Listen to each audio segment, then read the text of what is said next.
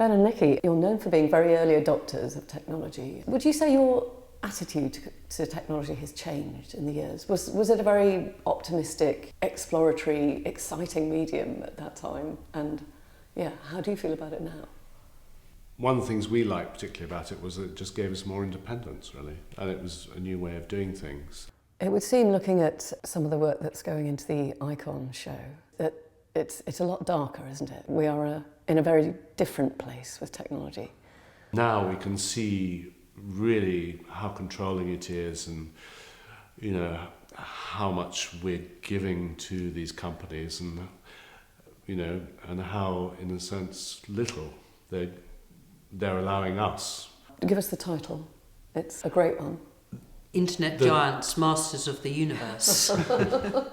Obviously, I'm sure your work is playful. It's exploring that idea of what they have said they're trying to do and what they've ended up doing.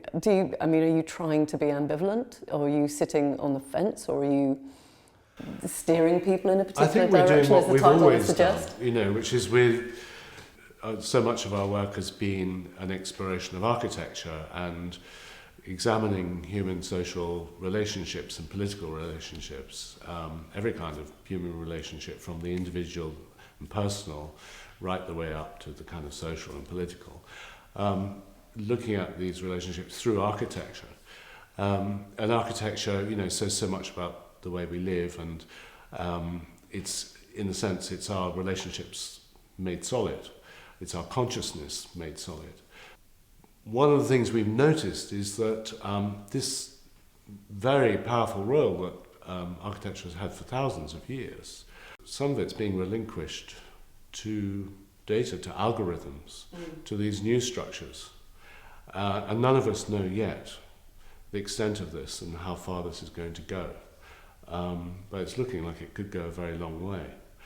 And so that's very interesting to us. So it's the architecture of information. Yeah, you know, there's no sort of civic oversight of it, is there? There's no one taking any sort of ethical or moral position on well, I think people are beginning to question it, actually. And but no, you're right. Yeah, these companies have grown in a very unrestricted way. Yeah. So tell me how you've chosen works or created works to explore this relationship.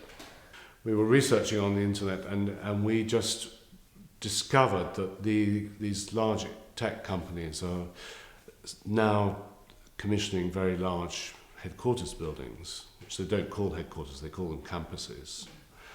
And we realized that this was new. I mean, most of these companies, you know, but some of them are not even 20 years old. And even companies like Apple are not more than 40 years old, and Microsoft. So it's really astonishing, their growth. And up until very recently, they were basically, you know, they were startups, they were in people's garages, in you know, garages and spare bedrooms, and then they moved into sort of generic business parks, very banal, utilitarian architecture. But now they've become the biggest companies on the planet. They're commissioning star architects to build them huge new headquarters buildings. I mean, the new Apple headquarters designed by Foster at Cupertino in California is virtually the most expensive office building ever built. I mean, it cost more than $5 billion, you know. So this is unprecedented in history, that companies have grown this rapidly and accumulated so much power and so much money in such a short time. And it's being expressed in the architecture, and what the companies actually do to most of us is quite intangible. You know, we're just on the receiving end of what they're developing. And it's only when they sort of roll out these new products and services that we kind of get to be introduced to what they've been working on all this time, and it's often very beguiling and interesting and captivating and if not addictive. Yeah. And but looking at the headquarters buildings, it's one very tangible aspect of what these companies are doing. And by commissioning these buildings, they're saying something. They're, in a way, they're demonstrating in a sense, that the people that operate these companies are human after all. And by that I mean they're human in the sense that, in the way that all very powerful entities in the past have been human. In other words, when they accumulate great power, they express it in monumental, iconic architecture. So, despite the fact that the CEOs go around dressed in trainers and jeans, they are actually, aside from that, being very true to form, and they're behaving like Roman emperors. We can ask, will the Apple headquarters designed by Foster, will that rival the Colosseum, or Stonehenge, I mean, the form of the circle even is an ancient one. If you look at Stonehenge, or you look at other buildings that use this typography. So it's interesting that although it's massive, because it's actually a mile in circumference, so it's really a massive circle, and it's an infinite loop, and you start at one point and you have to circumnavigate and come back to the same point. It's interesting that it's not really a new form that is being explored. Some of the typology of these buildings is quite antiquated and classical, almost. Yes, almost like Star Wars or some kind of space adventure from the 60s or something like that. Well, they tend to fall into two categories. They tend to be either a lot of the buildings have a kind of, as Nikki says, they have this kind of Star Wars type fantasy, looking at the future, imagining the future in a very self-conscious way, or they're reverting to these very ancient typologies of spectacle and power, which we've seen in the Colosseum or ancient Baghdad, or there are many, many historical precedents for these very powerful but universal symbolic forms. So you're inviting people to look at these buildings in model form, and also you've got floor plans. But unusually you're also featuring the people. People don't often feature in your work. So you've got some quotes. Well, are they people, or are they just data? Then yes, we've made a series of portraits of the CEOs, and we've combined these with their quotes. I think what they're saying is very interesting as well, and the way that they're saying it. I'm just going to go and get They're some often of them. asked for their opinions on things, and their opinions on their own success. So, for instance, Bill Gates says, "I don't think culture is something you can describe." And Marissa Mayer she's come up with some very good quotes. One of which is, "You have to make words less human and more a part of the machine."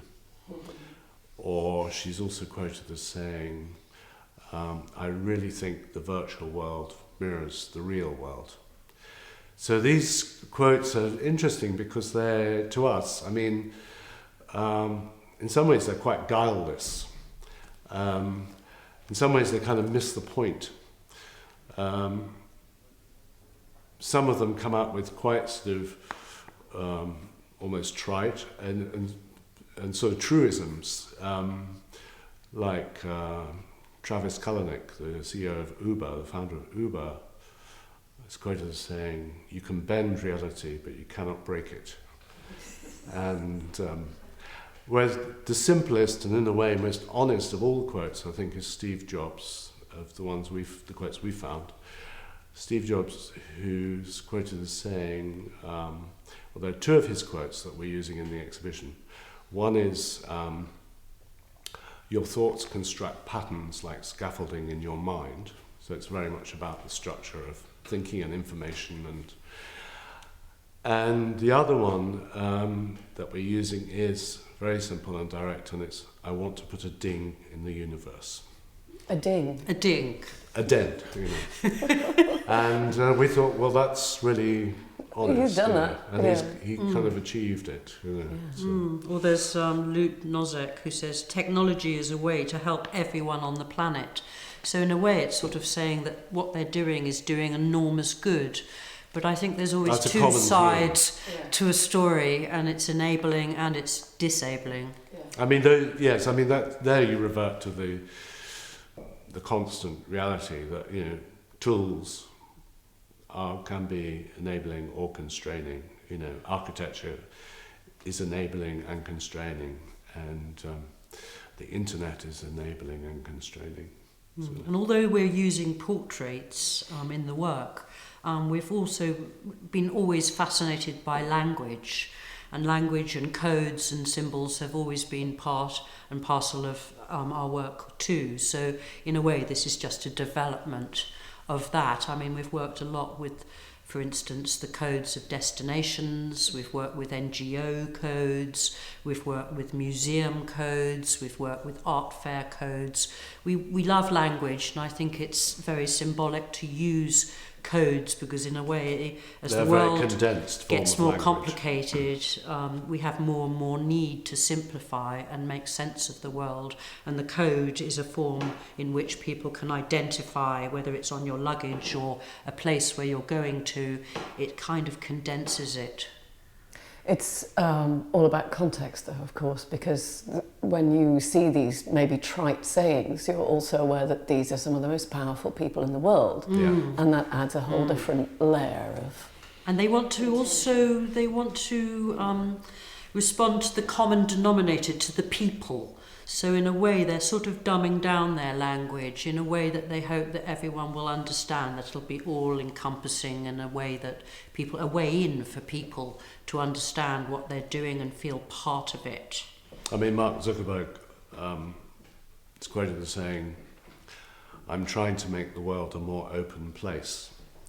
I mean, I think that's taking the biscuit a bit, really. You know, I mean, I think people now know what Mark Zuckerberg is doing. You know, and you know, there are a lot of, you know, wonderful or amusing things about Facebook, but he's harvesting data basically to market it and to target advertising, and he's not simply just trying to build community and make the world a more open place. I mean, he's basically trying to penetrate you and discover everything he can about you in order to monetize it and sell it. And that's why they're making billions of pounds.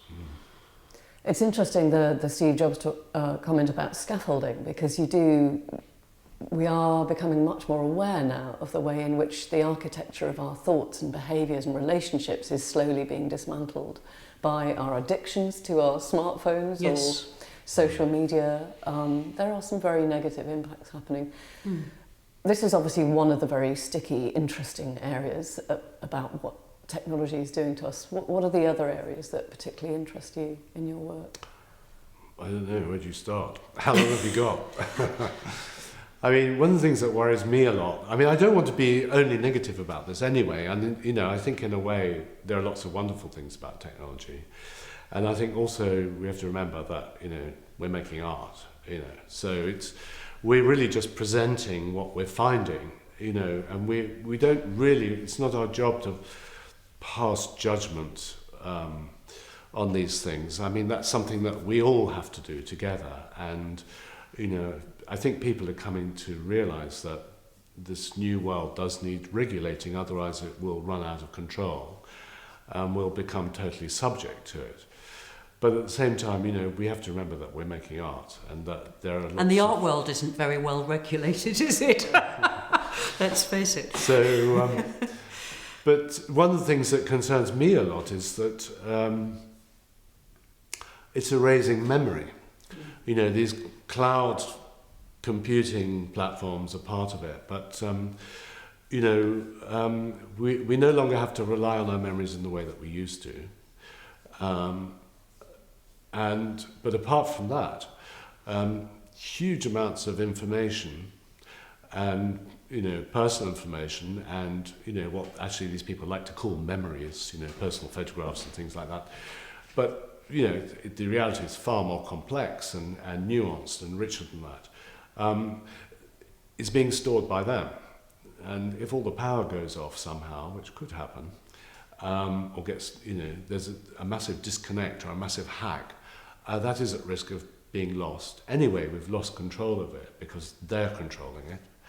And the other thing is that, you know, we are, due to business strategies like enforced obsolescence and all of this kind of thing, which are designed into these systems, or these systems are just not supported for very long. So, you buy a new smartphone or laptop and you have to buy new software to run on it. But within 3 to 5 years, it won't run any longer because there's no backup, because they're no longer making the software, they're no longer maintaining it. And, if you have information data stored in these systems and you're being forced all the time to upgrade, you're moving on and you're leaving things behind. And so it's a kind of massive amnesia. Voluntary, Yeah. almost. But do you think people are aware of this? I think they're I becoming think a lot of people don't increasingly- care, but they're caring more. But, yeah. Are you keeping a typewriter handy, a manual typewriter just in I think case? it's always nice to have manual and automatic. I don't think it's a bit like us working in an analogue way and digitally. I think the two go hand in hand. I think you can work in many different ways, and I would hate to limit ourselves to one way of working, and we've never worked like that. We've always embraced new technology, worked with whatever available technology is right for the work that you're making at a particular time. So whether it's working with LEDs or neon or digital, it's got to be right for purpose, fit for what you're trying to say and do at the time. So you're using the technology that makes it the most relevant for the time at which you're making it, really. Where do you do your research? Where do you look to find Well, we juicy used to or go to interesting the ideas? RIBA, and we used to study books and look at plans, and we had many hours there and line up to make our Xerox copies and whatever. But now, of course, we go to Google and we can download the plans of the buildings that we're working on, and we can look at them and we can find out information that we want to directly ourselves, independently from sitting in our studio. It's quite interesting that the headquarters that you've got the inner plans of are places that are guarded with the greatest secrecy, and if anyone had the temerity to try and fly a drone over them, it would be dismantled, Well, taken down. people do. People have. And people have. And in California, there's some people who were flying drones over the Apple construction site, and there was quite a lot of that was online, and it was really, really interesting. In China, you can't do that. And this new exhibition, we're combining the architecture of these new iconic headquarters buildings being built mainly in Silicon Valley, but other places on the American West Coast, like Seattle, obviously, with the new architecture of the Chinese internet giants, which are also vast new companies. And the buildings are also very interesting, but there's much less information available about them, and you can find them, but you certainly can't get the plans. Whereas in the case of the buildings in Silicon Valley, the architects have to lodge the plans for planning permission on the planning portals of the different cities like Mountain View or Santa Clara or Cupertino. So you can go and you can look at these plans in considerable detail. So you're revealing the checks and balances that are in place, perhaps, for Yes, people who that's think they true. have the power to protect Well, in themselves. China, I mean, I don't know how the Chinese planning system works, but I don't think it's quite as transparent as it is in California. So we haven't found the planning websites available in China. I love another strand in your work that's very much looking at memorials. It's interesting that in creating these shiny new buildings, it is like a sort of living memorial, or is it occupying similar territory? Are they trying to create a beautiful ruin, as Hitler allegedly asked his architects to do? Well, it's too soon to say. It's too soon to say, but I mean, it'll be interesting to see how long these structures last, and what reverberations they have on us and the impact that they have on them. But they certainly have an impact on everything around them and the community of people who have to drive in. All your needs, it's quite a utopian idea, a lot of this, because all your needs are sort of catered for and you almost don't have to leave the campus. So how much employment are you creating when you build in these infrastructures in these positions? How is it benefiting the wider community. community? because people tend to commute to these campuses and then stay there, and they don't go out to restaurants nearby, they don't patronise They probably have local their own shops or transport businesses. systems just to bring the workers in, you know, and all your, you know, you can stay and you can have your, you know, concerts there and have all these sort of activities taking place there. So it's created this whole world where all your needs are sort of catered for. So it does go back to the sort of utopian idea. And a work we made earlier in our career was a piece called Ivrea, where we were examining the Olivetti headquarters. And this was a similar thing. There were buildings that were built for workers, for managers. There was extraordinary structures there. There was a whole town built by Olivetti over the course of the 20th century. They started, I think, in 1909 or something, and they built the first building they built on the site was quite modest. It's near Turin, and the town of Ivrea is. And after they built the first building, they then developed a company policy of employing good architects and designers. So really, most of the best Italian 20th century architects and designers had built something at Olivetti.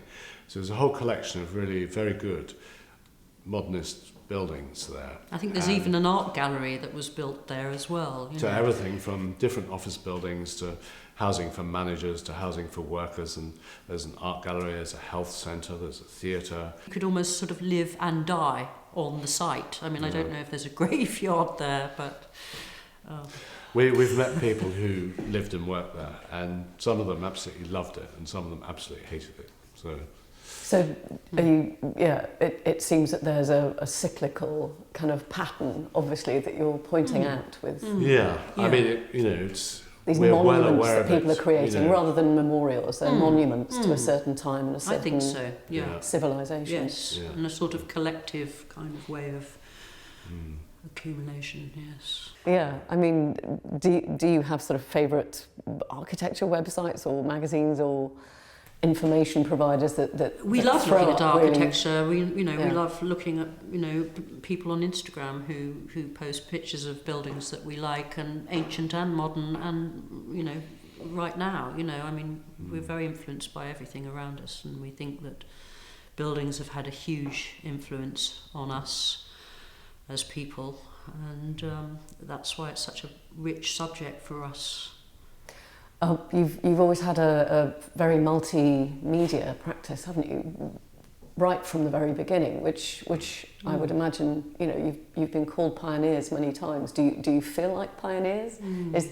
When we met at art college, we were the first artists there at Hornsey College of Art, which was formerly known as, before it became Middlesex Poly and then Middlesex University, but we were the first artists to collaborate when we were there, which was exciting. I mean, we don't think about it self-consciously. No. We're just following our interest. It's very intuitive, but we're just intuitively following the things that interest us the most. And our decision to start working together again was an intuitive decision. We made this one work together, the kitchen, and when we planned it, we met and became friends, and then we thought, well, why don't we make a work together and see what happens? So we decided to make this installation, the kitchen, where we built two kitchens side by side, an old one and a new one, and you could enter the old one and just look into the new one. And our original idea was that Nikki would build the old one and I would build the new one. But of course, as soon as we started doing it, we realized it was just easier to help each other and build the whole thing. And then we just carried on. It made more sense to carry on working together. It's not we don't have a kind of ideological program for what we do, whether it's working together or for our the nominal kind of subject of our work, like the internet giants or religious architecture or aviation architecture or whatever it's been over the years. It's really just following our interest and what attracts us, what we think is beautiful and interesting. And we often use beauty as a way in, and that's a guiding light for us because we love beauty.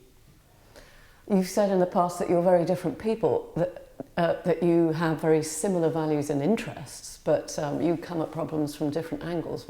How would you characterise the different ways in which you both sort of, the dialogue, I suppose, through which you interrogate what you're doing and I enhance think each other's dialogue is the understanding? right thing to say, because I think, you know, everything arises through discussing. We never make a piece unless we really want to make it. Is one of you more pragmatic, one of you more You fantastical? tell us. You're not going to say. I think we're like anybody else, you know, each of us is more pragmatic in different areas, you know. We're no different from anybody else. I mean, you know, everybody is prone to flights of fantasy or prone to being very kind of objective and straightforward, you know. Well, nearly everybody, most people are. And But actually, we only work with reality. That is something that is a key to Yeah, our work. our work is Existing non-fiction. structures, it's not fiction. It is based on our experience of things that we experience in reality, yes. And are we going to see any more architectural structures from you in the short term? You've collaborated on bridges and tunnels and all sorts of intriguing spaces. We like to work with real architecture. We like to be catapulted into the unknown. We like a challenge. We like art. Art is about relationships, and we like working with people who give you, you know, that opportunity to do something really exciting and meaningful, hopefully. Do you see architects themselves as a core part of your audience? Yes, we actually increasingly so. I think it's very interesting that it's not just architects, it's designers. I think our work is very wide-ranging, and so we have a very mixed audience, which I like. yeah, I mean, I don't think we think our work is directed at any one particular audience, but I think, you know, we're very interested in architecture, and we know a lot of architects, and we have similar interests, you know, our interests overlap. So, you know, but I mean, our work is for everybody.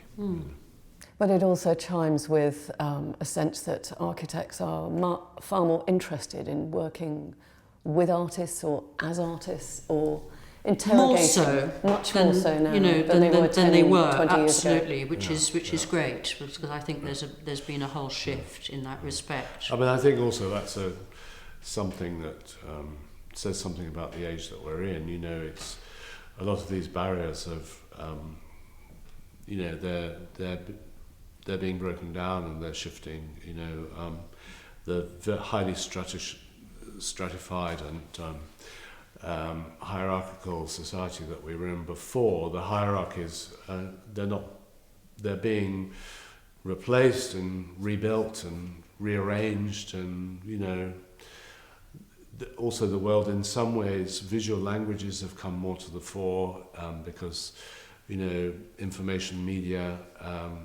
that it suits the medium for visual information. So that's a very important thing to consider. Do you have futuristic speculations on how the world will look? Will there be more information projected onto the buildings around us, for example? There are all kinds of outlandish, to me slightly outlandish at this point, kind of ideas of how much of our public space in terms of buildings can be colonised for advertising or communication. Yeah, well, then it ceases to be public space in a sense, or it undermines it as public space. We're acutely conscious of that, yeah. It's something we've looked at a lot over the last 20 years. I think we really started to think a lot about that. When we went to Los Angeles about 24 years ago, and we stayed there for a little while, and we were very conscious of it there. We read an extraordinary book when we went there called City of Courts by Mike Davis, and he talks about public space in Los Angeles and the corporatization of public space. In the book he points out really the only public space in LA is the beach, and it was very interesting to see the city through his eyes, and so we've thought about it even more ever since then. And since then, of course, the UK has the kind of laissez-faire economic model that is, that Los Angeles exemplifies, has been adopted by, much more in Europe by the neoliberal economic policies of successive governments, and so public space, as we understand, has become much more threatened and undermined, definitely. Yeah. And how do you want to feel that your audience is encouraged to take part in the debate, or one of the problems now is not knowing where the debate is? Yes, I think Not we're knowing throwing where it to up go. in the As artists, air. you're always thinking of ways to intervene and participate, because it's your environment, it's your reality, isn't it? So I think artists they're very powerful agents for discussion about public space, because they have the ability to see this and to intervene in it and participate in it, and to disrupt these kind of economic discourses that fracture and undermine and reform public space as a kind of space to be monetized economically. But do you feel optimistic that enough people are paying attention that they will take the debate? I think everybody's aware of it the and people pays who need- attention in different ways. Yeah. They may not consciously be thinking about it in that way, but I think that the people are very aware of it. And I mean, look at the popularity of Banksy. That's a good example of somebody who's, working in public space very intelligently, but with a very popular model, and everybody loves his work. And one reason why is because he's got an answer. He's saying we're not disempowered. We can still do things here. And he does so People quite love that. independently, which I also admire, Yeah, secretly. Yes. Yeah. Yeah. So, Excellent.